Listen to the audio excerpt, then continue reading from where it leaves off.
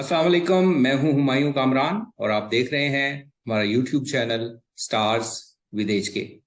इस चैनल का मकसद आपकी मुलाकात डिफरेंट फील्ड से ताल्लुक़ रखने वाले प्रोफेशनल से करवाना है। इसके साथ साथ आपकी मुलाकात ऐसी ऑर्गेनाइजेशन से भी करवाना है जो सोसाइटी और लोगों की बेहतरी के लिए अपने अपने शोबों में खिदमत अंजाम दे रही हैं। आज के इस सेशन में हमारी गेस्ट हैं मिस मासूमा खान। ये सीईओ हैं एक ऐसे ही स्पेशल नीड्स चिल्ड्रन सेटअप की जो पिशावर में autism and learning disabilities organization के नाम से काम कर रहा है। आइए इनसे मिलते हैं और इनके सेटअप के बारे में मजीद जानने की कोशिश करते हैं। Thank you very much miss Masooma Khan कि आपने हमारे लिए टाइम निकाला and we welcome you at our channel. बहुत शुक्रिया कामरान साहब आपका भी कि आपने जो है कहते हैं मुझे वक्त दिया और ताकि मैं अपनी स्पेशल नीड्स के बच्चों के हवाले से बात कर सकूं। राइट, तो हम शुरू यहाँ से करते हैं ये पूछकर कि आपका सेटअप है क्या, पिशावर में आप लोग कब से काम कर रहे हैं और कहाँ पर मौजूद हैं पिशावर में। अच्छा, हम लोग पेशावर में जो है मैंने जो स्टार्ट किया था, हमें ऑटिज्म सोसाइटी ऑफ पाकिस्तान ने, ऑटिज्म रिसोर्स सेंटर लाहौर ने, इसके अलावा ऑटिज्म रिसोर्स सेंटर इस्लामाबाद और बीसीबी मंसूर चौधरी ने, इन लोगों ने हमें हेल्प किया था इनिशियल लेवल पे to start it over here in Peshawar. और हमारा जो सेंटर था that was the first center like providing the ABA therapies for autistic kids. तो एबीए प्रैक्टिसेस के लिहाज से आप कह सकते हैं कि it was a first spark in the Peshawar. ठीक है, हमने 2019 में शुरू किया था। और फिर जो लोकेशन है हमारी, we based in Peshawar on Warsak road. और यहाँ पे हमने फिर with the passage of time बच्चों का अपना यानी सेंटर हमने बनाया और वो सारा कुछ किया। राइट, तो अगर मैं ये पूछ पाऊँ कि यहाँ पे बच्चों के लिए किस किस्म की सर्विसेज आप दे रहे हैं तो उसके बारे में अगर आप थोड़ा इलेबोरेट कर सकें। अच्छा कामरान साहब, इस तरह से है कि जो इंटरवेंशन सेंटर्स होते हैं जो स्टैंडर्ड तरीके से काम करें, ठीक है, तो वहाँ पे बेसिकली ए बी ऑटिज्म की जब हम बात करते हैं, ऑटिज्म स्पेक्ट्रम डिसऑर्डर की, तो उसके लिए applied behaviour analysis ABA therapies provide की जाती हैं, स्पीच थेरेपीज प्रोवाइड की जाती हैं, इसके अलावा ऑक्यूपेशनल थेरेपी, फिजियोथेरेपीज प्रोवाइड की जाती हैं। उनकी सोशल स्किल्स के लिए एक अलग से यानी जिसे हम एडीएल्स का नाम दे देते हैं, वो अलग से एक टाइम होता है बच्चों का सेल्फ हेल्प स्किल्स के लिए। और सोशल स्किल्स के लिए सर्कल टाइम हो गया, जैसे बड़े बच्चे होते हैं उनकी असम्बली टाइम और इस तरह की एक्टिविटीज करवाई जाती हैं। तो हम लोग एक्लेक्टिक बेस्ड प्रोग्राम ऑफर करते हैं। हम लोग इस तरह से नहीं है कि जिस तरह से हॉस्पिटल्स में प्रोवाइड किया जाता है कि स्पीच थेरेपी का अलग से होता है, उनका एक डिपार्टमेंट, फिजियो का अलग से होता है, and they don't work in collaboration. लेकिन चूंकि हमने बच्चे को की डेवलपमेंट के तमाम एरियाज को एड्रेस करना होता है, जो कि डेफिसिट्स में बाज एरियाज होते हैं, बाज होते हैं तो वो एज अप्रोप्रिएट होते हैं। स्पेक्ट्रम डिसऑर्डर इसको इस वजह से भी कहा जाता है कि ना सिर्फ एक बच्चा ऑटिस्टिक दूसरे बच्चे से डिफरेंट होता है, बल्कि एक ही बच्चा, उसके बाद डेवलपमेंटल जो माइलस्टोन्स होंगे वो एज अप्रोप्रिएट होंगे, लेकिन बाज जो होंगे वो डेफिसिट में होंगे। तो हम लोग जो है वो बच्चे को तमाम चीज़ें सर्विसेज प्रोवाइड करते हैं, लाइक फिजियोथेरेपीज भी प्रोवाइड करते हैं, ऑक्यूपेशनल थेरेपी भी, इसके अलावा स्पीच थेरेपी भी प्रोवाइड करते हैं, और एबी की थेरेपीज भी प्रोवाइड करते हैं। सोशलाइजेशन के लिए भी उनका एक अलग से यानी 30 मिनट्स का हमने टाइम स्पेसिफाइड किया हुआ है जिसमें उनका आपस में इंटरेक्शन वगैरह होता है बच्चों का। और इसके अलावा एडीएल्स वगैरह के उसके ऊपर भी हम लोग ट्रेनिंग्स प्रोवाइड करते हैं। तो एक तो ये कि हमारा एक इलेक्ट्रिक प्रोग्राम है, और इसके अलावा जो है वो हमारा कॉस्ट और उसके लिहाज से भी जब मैं बात करती हूँ तो we are non profit organization. तो हम लोग नीडी एंड अफोर्डिंग बेसिस के ऊपर बच्चों को सर्विसेज प्रोवाइड करते हैं। हम किसी बच्चे को भी ना नहीं कहते, यानी वो बच्चे जो सर्विसेज को अफोर्ड कर सकते हैं वो भी हमारी सर्विसेज लेते हैं, और वो बच्चे जो सर्विसेज को अफोर्ड नहीं कर सकते हम उनको भी सर्विसेज प्रोवाइड करते राइट, अच्छा यहाँ पे आपने अपनी सर्विसेज के बारे में बताया। मैं ये पूछना ये भी चाहूँगा कि किस एज ग्रुप या एज ब्रैकेट को आप लोग फोकस करते हैं। और जब हम कहते हैं ऑटिज्म एंड लर्निंग डिसेबिलिटीज या लर्निंग चैलेंजेस, तो इसके साथ साथ बहुत closely related developmental disorders, speech and language issues जिसके लिए आप स्पीच थेरेपी एंड तो थोड़ा सा मजीद इसको खोल के थोड़ा बयान करेंगे कि जब हम लर्निंग डिसेबिलिटीज या चैलेंजेस कहते हैं तो इसमें क्या क्या चैलेंजेस आ जाते हैं।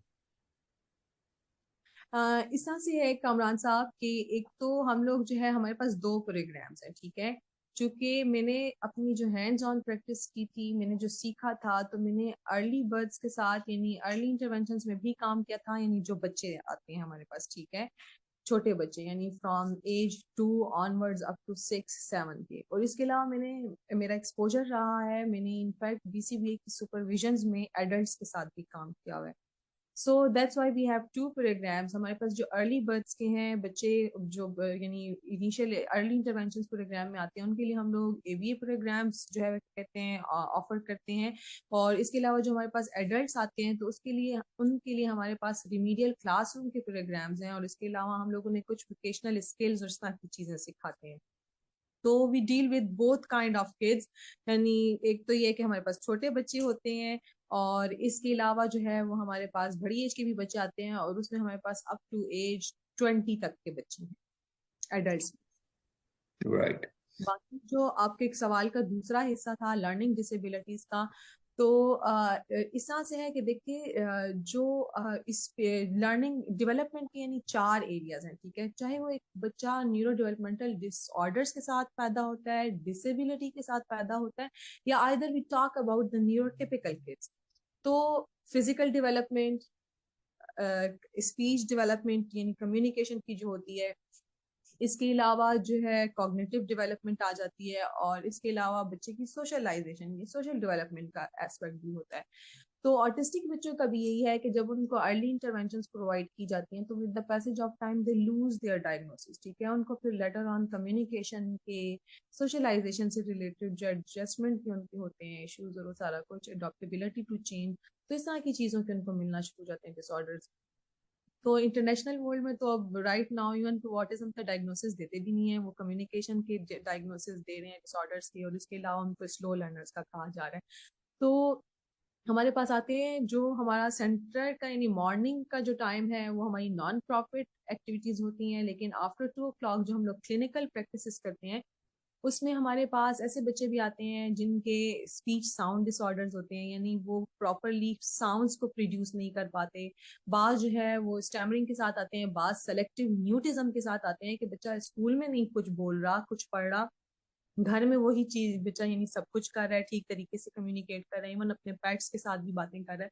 बाज बच्चे हमारे पास इसी तरह से फिजिकल डिलेड माइलस्टोन्स के साथ आते हैं, और बाज बच्चे जो है वो ADHD के उसके साथ आते हैं, बाज के टिक्स के भी होते हैं, बाज कोमोर्बिडिटीज के साथ आते हैं, कि जिनकी ऑटिज्म के साथ प्लस दूसरी कोई ना कोई जो है वो डिसऑर्डर होता है, या देयर आर सर्टन लाइक जिसे हम डिसेबिलिटी कह देते हैं, मस्कुलर एट्रोफी और इस तरह की चीजों के साथ। तो डेवलपमेंटल जो हमारे पास डिसऑर्डर्स हैं, उनमें ये तमाम चीजें फॉल करती हैं, कि जब बच्चा स्कूल एज के उसमें यानी उसको वो चीजें परफॉर्म करनी चाहिए, और वो अपनी एज के हिसाब से वो चीजें परफॉर्म नहीं करता, तो वो तमाम चीजें हमारे पास ये डेवलपमेंटल डेफिसिट्स में आती हैं, और इनके साथ में हम लोग प्रॉपर तरीके से यानी सिस्टमेटिक तरीके से अपने काम करना होता है। जैसे फॉर एग्जाम्पल एक बच्चा है, अक्सर हमारे माशरे में ये वाली चीज होती है, भाई नहीं बोल रहा तो अच्छा, इसकी वालदा भी जो है वो लेट बोली थी, इसके वालिद भी लेट बोले थे, भाई बच्चा 5 साल का हो गया है, उसके साथ की एज के बच्चे जो है वो स्पीचेस कर रहे हैं, उसके साथ की एज के बच्चे जो है वो माइक्रोसॉफ्ट यंगेस्ट उसके सर्टिफिकेट्स ले रहे हैं, और वो बच्चा, आपका बच्चा यानी मामा और बाबा तक नहीं बोल रहा, जो उसके फर्स्ट वर्ड्स हैं, और जो उसे 12 महीने की उम्र में, जो 10 महीने की उम्र में बोलने चाहिए थे। और अर्ली इंटरवेंशन का फायदा ही यही होता है, यानी जो बच्चा भी किसी भी डेवलपमेंटल डिले का होता है, ठीक है, उसका कोई भी, या फिर उसका कोई भी न्यूरोलॉजिकल डिसऑर्डर है, जब आप उसके ऊपर अर्लियर काम करते हैं, it is not only about autism, it is about cerebral palsy, CP, it is about down syndrome as well. और इसके अलावा वो बच्चे जिनको एपिलेप्टिक फिट्स, इस तरह की चीजें होती हैं, सिजोर्स पास की होते हैं, उन तमाम बच्चों के लिए आप जब उनको अर्ली इंटरवेंशन प्रोग्राम में लेके जाते हैं, यानी उसकी जिंदगी के पहले 3000 दिन यानी 9 साल तक की उम्र, क्योंकि बाज डिसेबिलिटीज फिजिकली स्पेसिफिकली और स्पीच की ऐसी होती हैं कि जो with the passage of time आप कह सकते हैं कि वो एट्रीब्यूट्स बन जाते हैं, यानी वो इस तरह से हो जाती हैं कि फिर उनको हटाना या खत्म करना नामुमकिन हो जाता है। और जब आप उसको अर्ली लेके जाते हैं, तो वही चीज बहुत अच्छे तरीके से सिस्टमेटिक तरीके से ठीक हो जाती है। इसमें मैं मिसाल दूंगी, बाज बच्चे क्लब फुट्स के साथ ना, मुड़े हुए पाँव के साथ पैदा होते हैं, जब आप बच्चे को 40 यानी 1 महीने की उम्र में, यानी 30 दिन का होता है वो बच्चा, उसको जब आप लेके जाते हैं तो बड़ा easily over the period of 9 months में उसको 3 प्लास्टर्स लगते हैं और उसके पाँव सीधे हो जाते हैं। लेकिन वही बच्चा जब 9 महीने की उम्र में जाता है, ठीक है, ये अब एक फिजिकल डिफेक्ट है बच्चे के उसमें कि वो चल नहीं पाएगा। तो 9 महीने की उम्र में उस बच्चे की 2 से 3 सर्जरीज होंगी, और वो सर्जरीज भी उसके वो जो एंकल जॉइंट्स हैं उनको तोड़ के की जाएंगी। सो बहुत अफेक्ट होता है अर्ली इंटरवेंशन के साथ, क्योंकि आपके जो न्यूरॉन्स हैं वो उस तरह से आपस में कम्युनिकेट करना शुरू कर देते हैं। आप एक नए किस्म के न्यूरो ट्रांसमीटर के लिए पाथवेज क्रिएट करते हैं और वो उन नए पाथवेज को अडॉप्ट करते हैं, and this is called neuroplasticity. कि आप ब्रेन को एक एबनॉर्मल कल्चर में, यानी जिस तरह से वो पहले से एक वियर्ड तरीके से आपस में न्यूरो ट्रांसमीटर कम्युनिकेट कर रहे हैं, मैसेज पास ऑन कर रहे हैं, आप उसको उस कल्चर में ग्रो नहीं करने देते। इंस्टेड आप एक सिस्टमैटिक तरीके से जो है चीजों को, डिस्ट्रैक्शंस को हटा के इंट्रोड्यूस्ड करवा रहे होते हैं, और उससे बच्चे की स्पीच, उसकी कॉग्निटिव स्किल्स, उसकी फिजिकल स्किल्स, ये तमाम चीजें बहुत इंप्रूव होती हैं। सो द दूसरी जो अर्ली बात आ जाती है, इंटरवेंशन जो है वो की पॉइंट है। अर्ली इंटरवेंशन जितना मतलब उस पे फोकस किया जाएगा वो मतलब की है यहाँ पे। अगर बेहतरी लानी एग्जैक्टली है एग्जैक्टली अर्ली इंटरवेंशन में जो बच्चा आता है वो बाय द एज ऑफ 6-7 अपने एज ग्रुप के ग्रेड्स को कैच अप कर लेता है, ठीक है। राइट और जो आपके पास लेट आता है तो डेफिनेटली वो अपनी ट्रेन को मिस कर चुका होता है।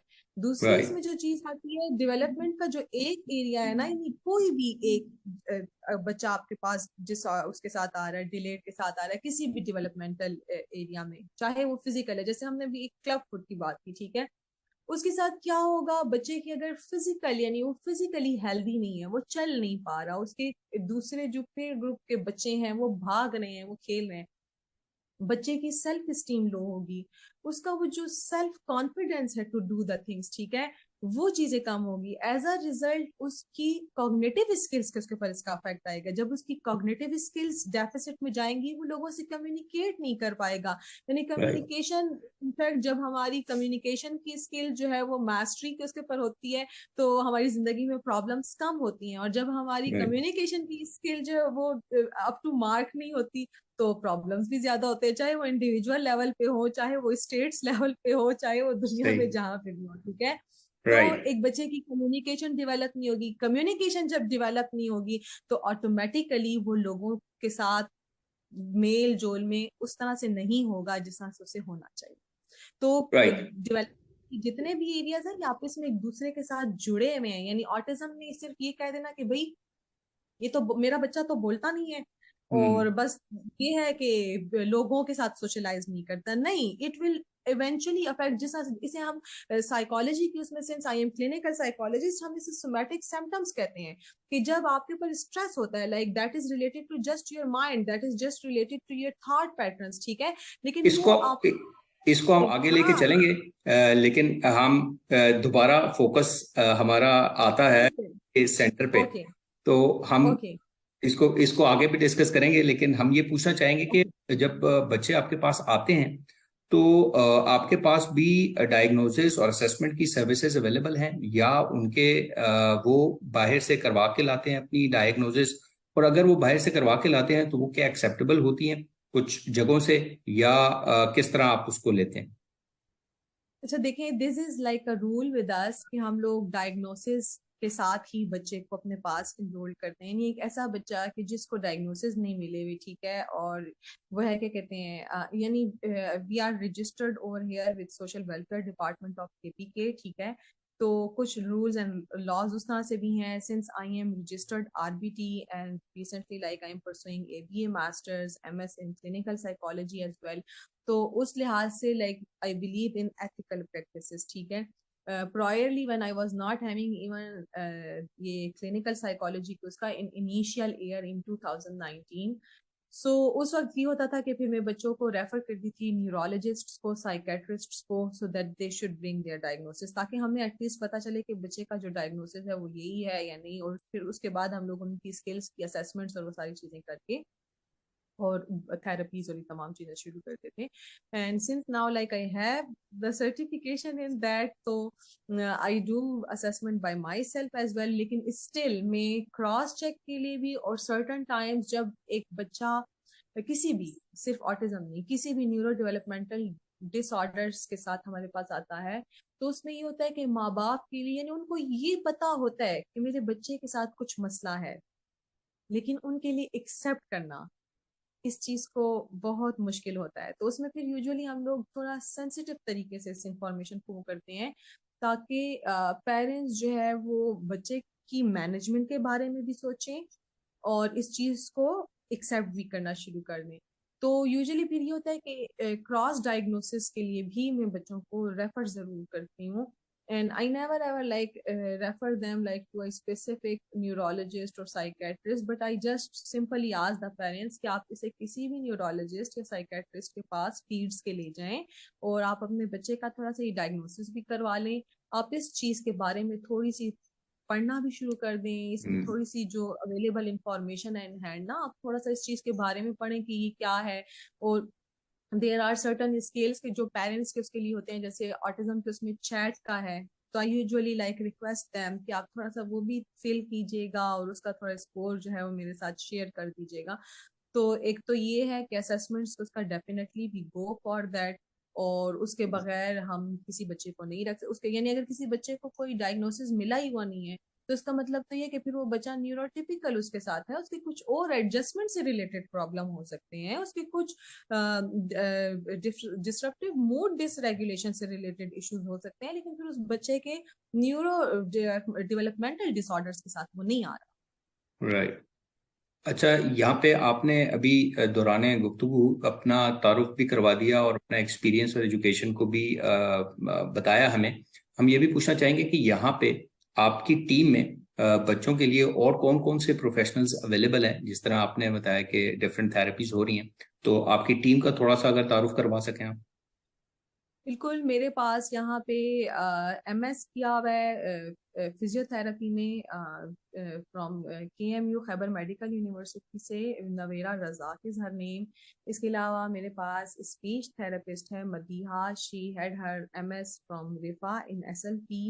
इसके अलावा मेरे पास 6 साइकोलॉजिस्ट्स हैं, they had like pursued their graduation in psychology from University of Peshawar, from Shahid Benazir Bhutto Women University. इसके अलावा हमारे पास स्पेशल एजुकेशन की टीचर्स भी हैं, और हमारा जो ज्यादातर स्टाफ है that is train like they get their 40 hours RBT trainings, and they get their like 3 days comprehensive trainings on ABA from BCBA. और हम लोग यहाँ पे अभी तक पेशावर में 2 RBT की बड़ी ट्रेनिंग भी करवा चुके हैं, जिसके लिए हमने PhD BCBA को बुलाया था. तो मैं एक चीज और भी पूछना चाहूंगा कि आपने अपनी फील्ड को थोड़ा सा डाइवर्ट किया है. तो आप पहले आपकी एजुकेशन जो थी वो डिफरेंट थी इस फील्ड से, तो मैं उसका भी पूछना चाहूंगा. और इस फील्ड में आपकी एक्सपर्टीज क्या है, वो दोबारा से हम अपने नाजरीन के लिए पूछना चाहेंगे. अच्छा, इस तरह से है कि I had my masters with distinction from university of Peshawar in social anthropology. फिर उसके बाद जो था वो मैं पीस एंड कॉन्फ्लिक्ट स्टडीज की स्टूडेंट थी, but I was having a cousin और she has tried to commit suicide because she was having a child of age 4, और उनका जो बच्चा था वो डिसलेक्सिक प्लस ऑटिस्टिक था.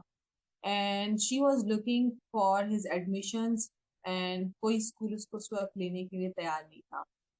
And I am talking about back in 2010, 2010 की बात कर रही हूँ. तो उस वक्त इनफैक्ट पाकिस्तान के बाद बड़े शहरों में भी इतनी अच्छी और इतनी सिस्टमैटिक सर्विसेज अवेलेबल नहीं थी. और then Peshawar is might be the capital of KPK, but it is considered to be the periphery, ठीक है, in terms of knowledge, in terms of development. तो since I was having my graduation, मेरे majors जो थे वो statistics और उसके थे. And even when I was a college student, when I was university student, I was a soccer player. And I was being a student, I was very well of economically. यानी मैं अपने admissions और इन तमाम चीज़ों के उसके लिए अल्हम्दुलिल्लाह, and I was having like Pakistan colour in that. तो मुझे यानी कुछ इतना वो नहीं था. लेकिन चूंकि वो हमारे घर के करीब रहती थी, एंड देन उनके I was having like psychology as a majors in my graduation, लेकिन मेरा आगे कोई सा इरादा नहीं था साइकोलॉजी को। In fact I was like more interested towards like civil services और तमाम चीजें, मैं उन चीजों के लिए प्रिपेयर्ड भी कर रही थी, and I was soccer player as well in hand. तो जरूरी नहीं था कि मैं अगर मेरे पास होना होता, तो आई was having like the second career and already built up in hand. तो उस बच्चे के साथ मैं काम कर रही थी, जिक्रिया वाज हिज नेम, और जिक्रिया जो है वो, उसने शायद मैं कह सकती हूँ कि ही वाज अ चाइल्ड जिसने मेरी जिंदगी की डायरेक्शन को चेंज कर दिया। I was working with him, और हम यानी इसी तरह से फन और प्ले, जिसे हम प्ले थेरेपी कहते हैं, और तमाम चीजें, इन तमाम चीजों के साथ हम लोग काम कर रहे थे उसके साथ। And then when he was enrolled in school, then he was like promoted to grade 2, then he was promoted to grade 3। वहां भी उसके जो मैथमेटिकल एबिलिटीज के एरियाज थे, then we started like facing the challenges के इन चीजों को कैसे इंप्रूव किया जाए, कॉग्निटिव स्किल्स को।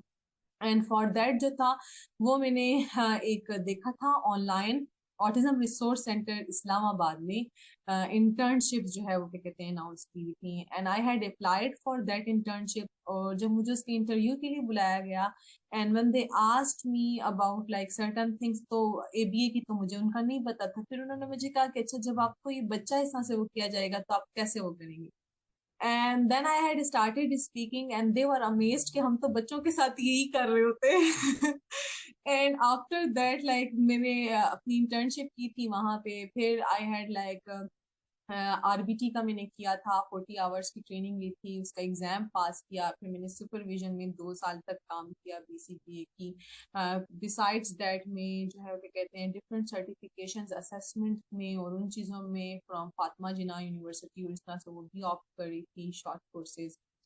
मास्टर्स के प्रोग्राम में भी इनरोल हो गई थी। इसके अलावा किनेट का जो है क्या कहते हैं एक प्रोफेशनल क्लिनिकल सर्टिफिकेशन का डिटेल कम्प्रिहेंसिव था फॉर 1 ईयर, मैंने उसका वो कंप्लीट किया। Then enrolled in MS, then ABA के मास्टर्स प्रोग्राम में।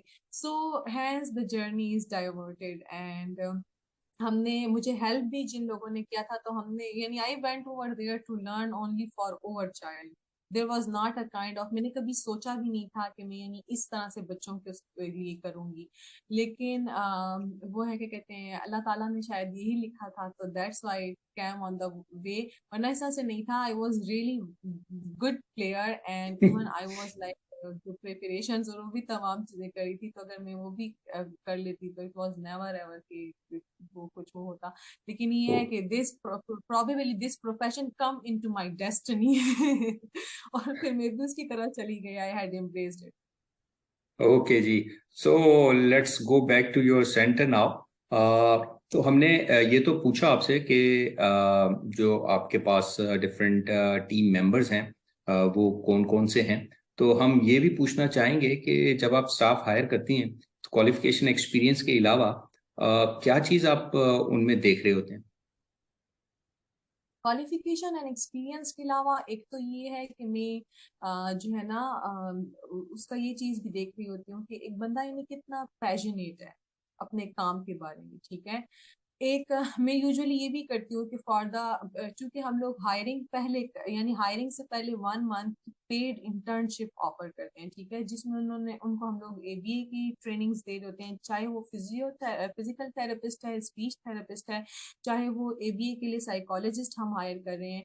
क्योंकि जो कोर्सेज हमारे यूनिवर्सिटीज में ऑफर किए जाते हैं फिजिकल थेरेपिस्ट के लिए, ऑक्यूपेशनल के लिए, स्पीच के लिए, इवन साइकोलॉजिस्ट को, वो most of the time adult से रिलेटेड ट्रीटमेंट्स के बारे में चीजों को पढ़ा रहे होते हैं। और न्यूरो डेवलपमेंटल डिसऑर्डर्स यानी बच्चों के साथ जब आप काम करते हैं तो आपको अपनी कंप्लीट जो ओरिएंटेशन होती है उसको बदलना पड़ता है।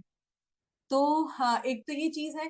और दूसरी बात है कि बच्चों के साथ काम करना कंपैरेटिवली एडल्ट्स के डिफिकल्ट भी होता है, क्योंकि आपने बच्चे के लेवल के ऊपर आना है, और बच्चे की जो एनर्जीज होती हैं वो एडल्ट्स से ज्यादा होती हैं, and that is proven as well कि उनकी मेटाबॉलिज्म भी ज्यादा होते हैं एडल्ट लोगों से, ठीक है। तो आपको एक तो ये कि अपना एनर्जी लेवल और वो तमाम चीजें उस चीज के ऊपर लेके जानी पड़ती है। तो मैं यूजुअली ये भी करती हूँ कि मैं I give like the pace to the people to whom I higher, कि आप एक हफ्ता रहो। अब देखो, आपको लगता है आप कर सकोगे कि नहीं कर सकोगे, क्योंकि आप जबरदस्ती किसी से भी जो है ना वो एक अच्छी परफॉर्मेंस की एक्सपेक्टेशंस नहीं कर सकते। एक बंदा जो किसी चीज को दिल से ऑप्ट करता है, अपनी फील्ड के बारे में पैशनेट होता है, वो ही जो है वो क्या कहते हैं एक अच्छे रिजल्ट्स प्रोड्यूस कर सकता है। और रिजल्ट्स मेरे लिए नहीं, जो बच्चा हम उसको दे रहे हैं, जो क्लाइंट हम उसको दे रहे हैं, उसके साथ वो इंथुजियास्टिकली काम कर सकता है, नए क्रिएटिव आइडियाज के साथ आएगा और वो तमाम चीजें। लेकिन एक बंदा जो उस जगह पे रहना ही नहीं चाहता, वो काम करना ही नहीं चाहता, ठीक है, उस फील्ड में पीड्स की वो एडल्ट्स की तरफ जाना चाहता है, I am talking about the psychologist, तो आप उनसे वो वाली चीजें एक्सपेक्ट नहीं कर सकते। So that's why I always see this thing as well कि एक बंदा एनर्जेटिक है, पैशनेट हो, और इसके अलावा वो अपने from the core of the heart इस फील्ड में आ रहा हो, ना कि एज एन ऑप्शन आ रहा हो। अच्छा, मैंने देखा है कि इस फील्ड में रेगुलर ट्रेनिंग या एजुकेशनल अपडेट की भी जरूरत पड़ती रहती है apart from initial experience education. तो उसके लिए फिर अपने स्टाफ की आप उस तरफ भी तवज्जो देती?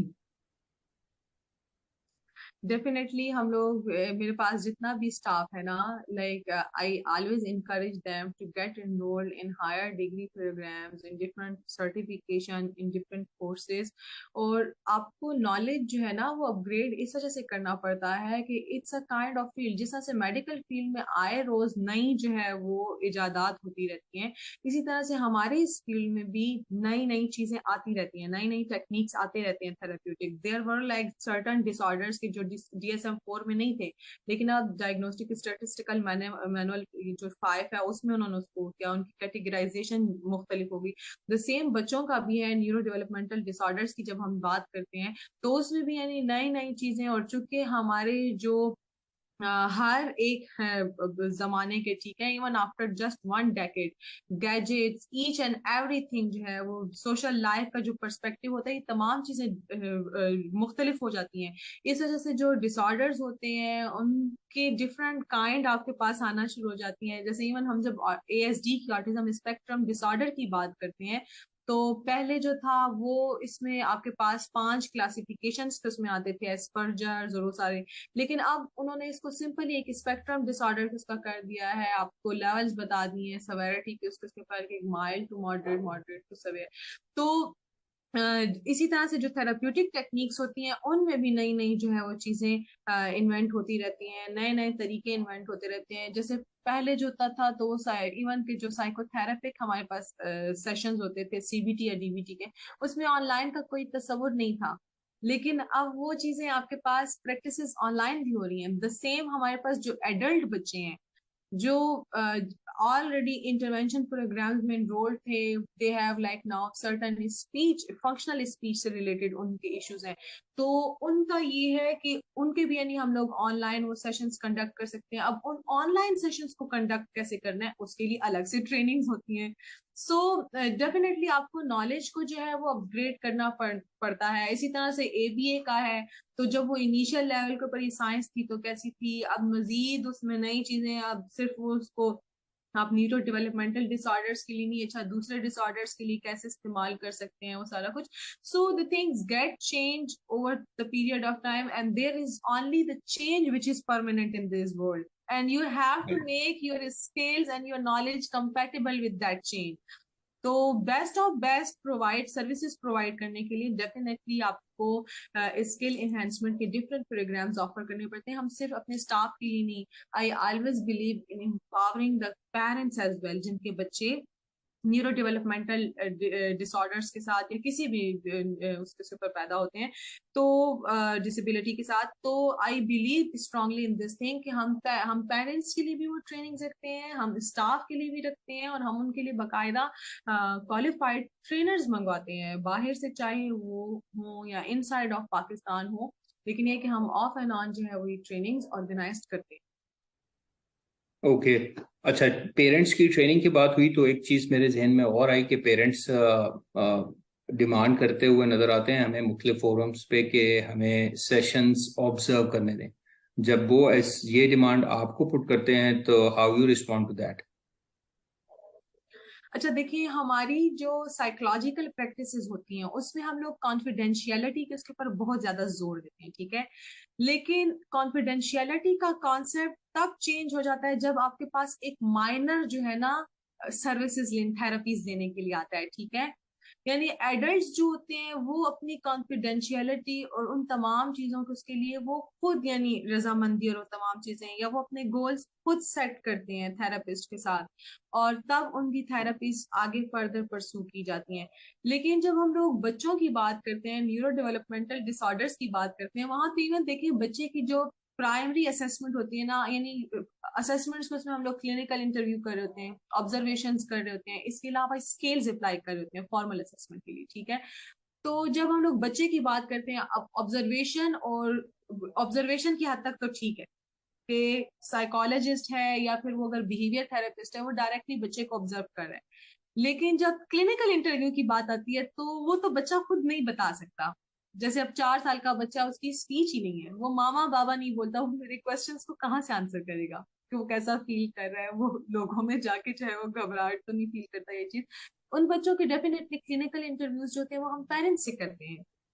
बच्चे राइट। की स्किल फॉर्मल असेसमेंट्स के लिए जब स्केल अप्लाई कर होते हैं तो वो पेरेंट्स से वो करते हैं। आई बिलीव इन दिस थिंग कि जो आपके पास क्लाइंट है, ठीक है, आप अगर उसके पेरेंट्स को ऑन बोर्ड रखोगे, उनको इधर आप कैमरा से ऑब्जर्व करवा रहे हो कि इन पर्सन ऑब्जर्वेशन करवा रहे हो, आप उन पेरेंट्स के साथ इंडिविजुअल एजुकेशनल प्लान शेयर करेंगे, आप उन पेरेंट्स के साथ उनके इंडिविजुअल बिहेवियर प्लान शेयर करेंगे, आप उन पेरेंट्स के साथ इंडिविजुअल इंटरवेंशन प्लान शेयर करेंगे। उसका फायदा ये होगा कि अगर आप एक लिमिटेड टाइम के लिए सर्विसेज प्रोवाइड करें तो बच्चे को तो डिटेल टाइम्स के साथ इंटरवेंशन चाहिए स्टैंडर्ड जो है। तो उसमें एक चीज तो ये होगी कि पेरेंट्स वो चीजें घर में प्रैक्टिस कर सकेंगे। दूसरी जो चीज है, बीइंग प्रैक्टिशनर, आपका जो कोर मकसद होना चाहिए वो आपके क्लाइंट की वेल बीइंग होनी चाहिए।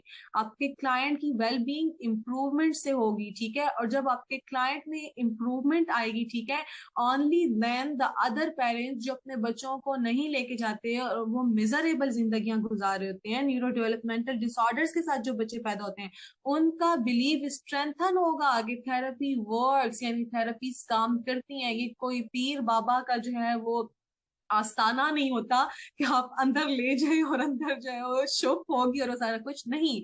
You have to, it is not only about my, हमारे यानी जो एथिक्स कहते हैं, चाहे वो एज अ क्लिनिकल साइकोलॉजी की हम अमेरिकन साइकोलॉजिकल एसोसिएशन की बात कर लें, या चाहे हम लोग ये BACB की बात कर लें, बिहेवियर के उसमें भी, साइंस में भी जितने बड़े बड़े बोर्ड्स हैं, दे उनकी ये साइट्स उसके पर उनके एथिक्स जो है, ये तमाम चीजें क्लियरली लिखी हुई हैं कि आप ये जो चीजें कर रहे हैं, आपने इन चीजों, यानी हमारे पास जो एडल्ट क्लाइंट भी आते हैं हम उन्हें डिब्रीफ करते हैं कि हम ये जो थेरेपी आपको CBT या DBT प्रोवाइड कर रहे हैं, द पर्पस ऑफ दिस, ठीक है, आपने अपना ये सारा नॉलेज जो है वो हमारे साथ शेयर करना है, so that it will be like between you and your therapist. और हम इन तमाम चीजों के साथ कोशिश करेंगे कि आप आफ्टर इस थेरेपी के बाद जिस तरह से अभी जिस जहनी उसके साथ हिजान के साथ हमारे पास आ रहे हैं, आप इसके साथ नहीं होंगे और आप अच्छा महसूस करेंगे, ठीक है। सो द सेम, और फिर हम उन्हें होमवर्क देते हैं, हम उन्हें डिफरेंट काइंड ऑफ टास्क देते हैं जो उन्होंने घर में प्रैक्टिस करने होते हैं। So not it will be for the kids as well, और उन बच्चों को कौन करवाएगा, डेफिनेटली उनके पेरेंट्स ही करवाएंगे ना, या केयर टेकर करवाएगा।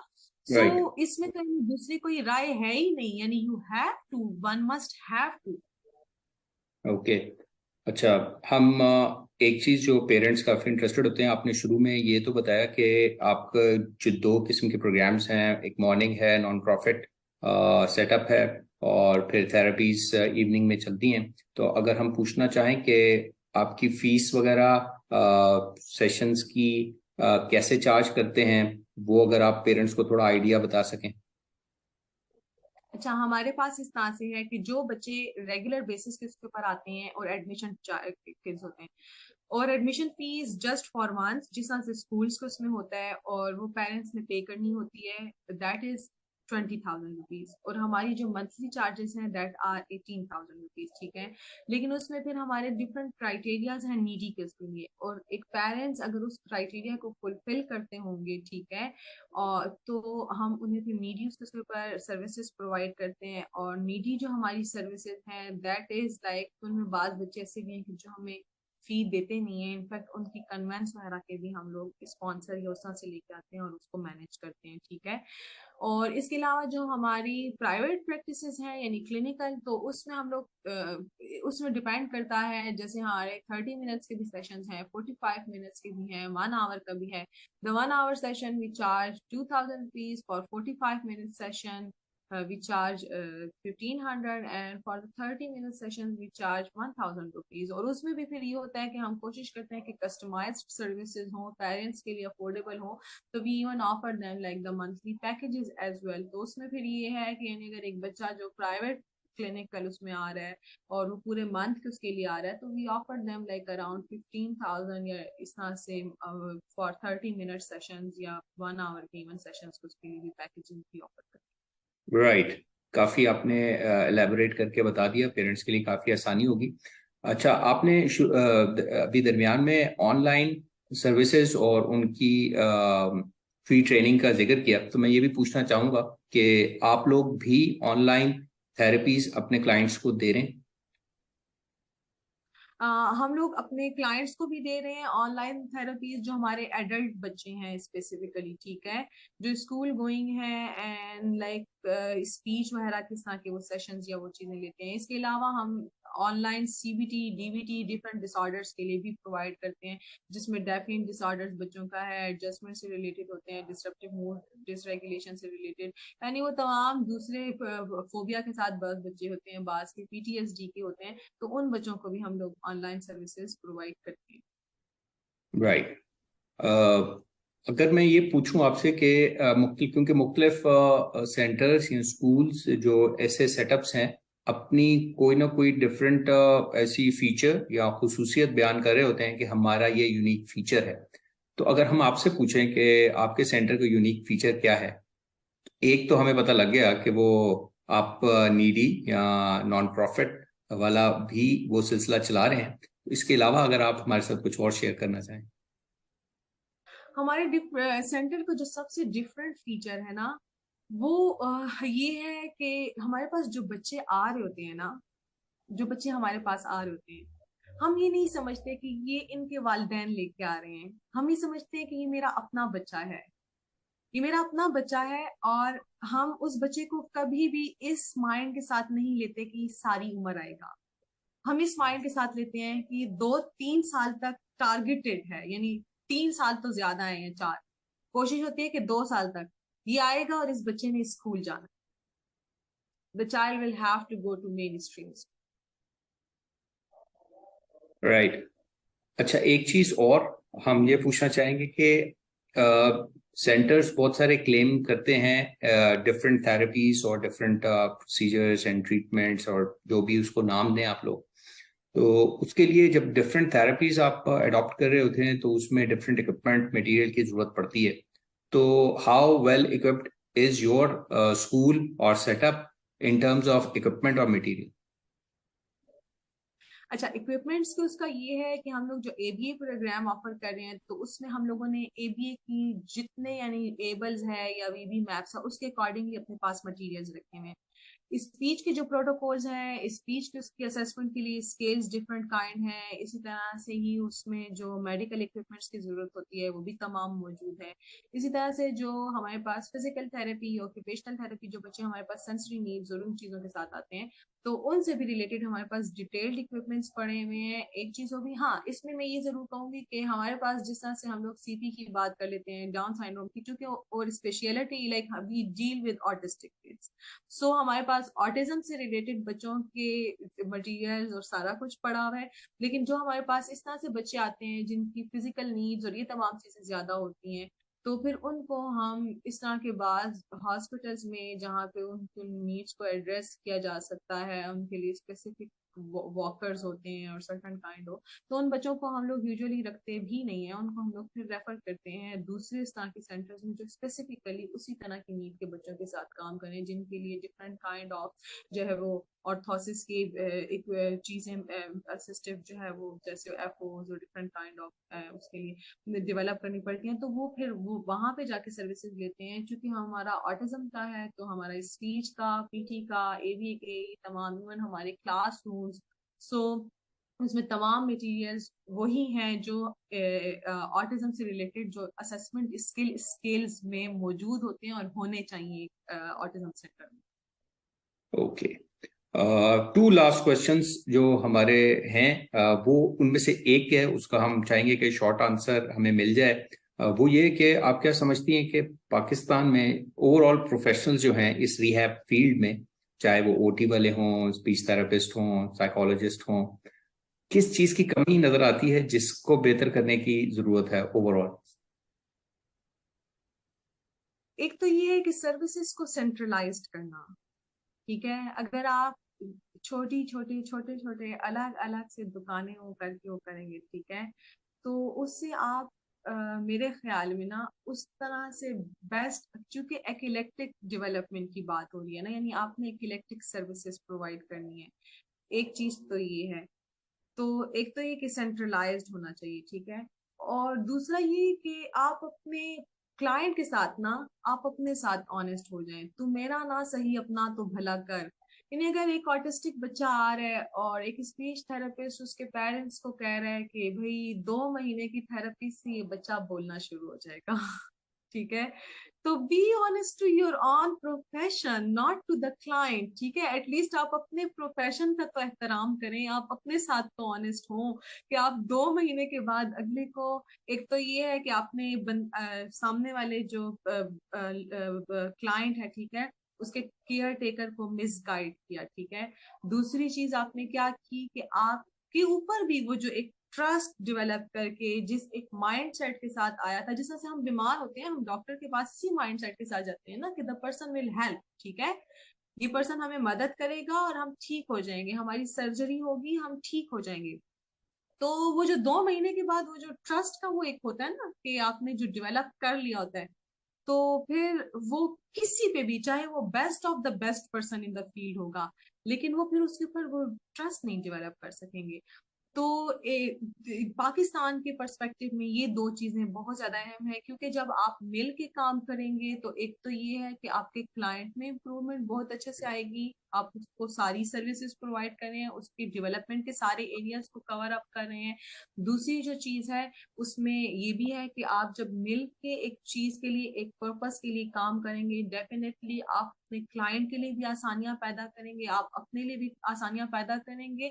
जो लोग माशरे में इन चीजों को बेहतर करने के लिए पावर रखते हैं, ठीक है, इंस्टीट्यूशनल लेवल के उसके ऊपर, वो भी इसको सुनेंगे जब आप एक आवाज होके करेंगे।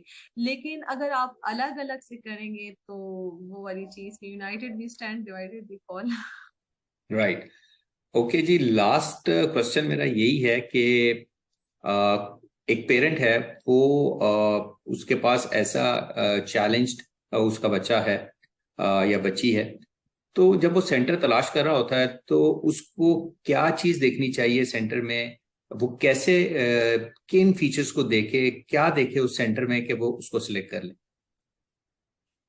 पहली चीज तो ये है कि उस पेरेंट्स को आपने जिस तरह से ऑब्जर्वेशन का कहा, ठीक है, सेशंस तक की रसाई होनी चाहिए, पेरेंट्स को बच्चे के प्लानर्स और इन तमाम चीजों तक रसाई होनी चाहिए, बल्कि उसके साथ खुद ही शेयर करने चाहिए, ठीक है, जिस इंस्टीट्यूशन में भी लेके जा रहे हैं।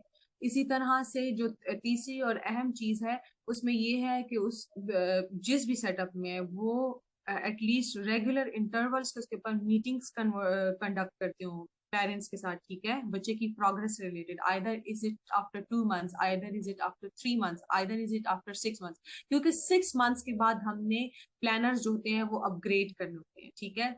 कोई भी बच्चा न्यूरो डेवलपमेंटल डिसऑर्डर, ये भी नहीं है कि रोजाना की बेसिस के ऊपर हो रहे होते हैं, because there are parents who come to me और उनको बकायदा न्यूरोलॉजिस्ट और इस तरह से, ठीक है, मेडि उनके अपने, और वो पेरेंट्स भी डॉक्टर होते हैं और उनको कह होते हैं हम रोजाना की बेसिस पे असेसमेंट करेंगे। तो एक तो ये चीज है कि उनके साथ जो है, क्या कहते हैं, पेरेंट थेरेपिस्ट मीटिंग होनी चाहिए। दूसरी चीज ये रिटर्न रिस्पॉन्सेज, यानी आपके बच्चों की रिपोर्ट्स आपके साथ रिटर्न उसमें शेयर होनी चाहिए, like you should have at the end of the day some null and white record कि अच्छा मेरे बच्चे ने ये चीज सीखी है तो मैं घर में इसके साथ ये चीज कर सकता हूँ। या कर सकती हूँ। तो ये तमाम चीजें like they should be kept on the board. The third and the most important thing, fourth most important, यानी वहाँ पे जो लोग प्रैक्टिस करें दे आर प्रोफेशनल्स, ठीक है।